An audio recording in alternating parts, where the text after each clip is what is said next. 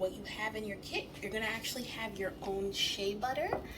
You are gonna have sweet almond oil, coconut oil, and your very own set of essential oils.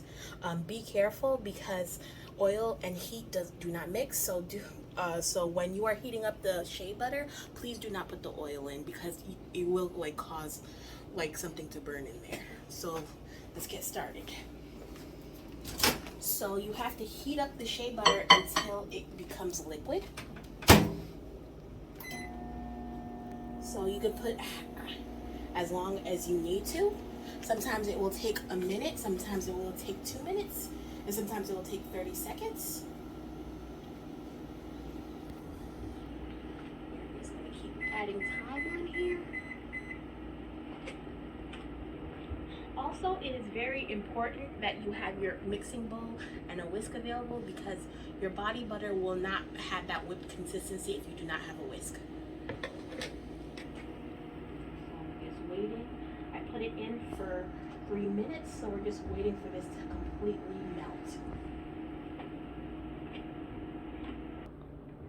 Okay, so my shea butter is done. Be careful, it could be very hot. It's better if you use oven mitts for this. You don't want to burn yourself. Alright, so next you pour your shea butter in the mixing bowl. So now you start pouring your oils in your bowl.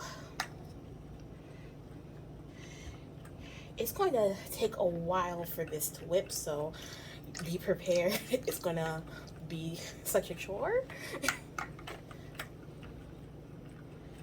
Just gotta make sure you keep stirring.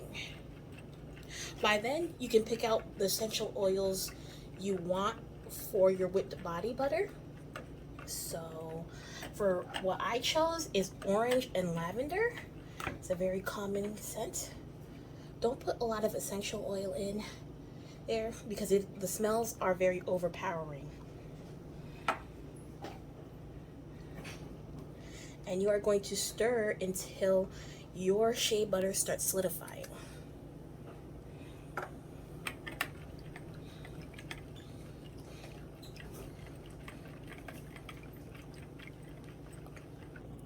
Starting to solidify right now.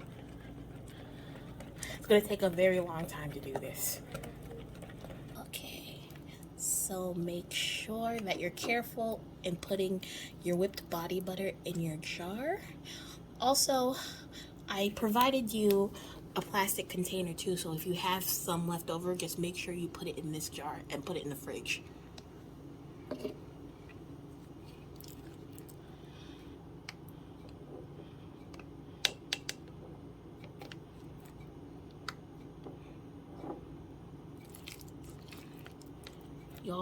You have to make sure that this does not harden because it's going to take a long time for you to put it in your jar.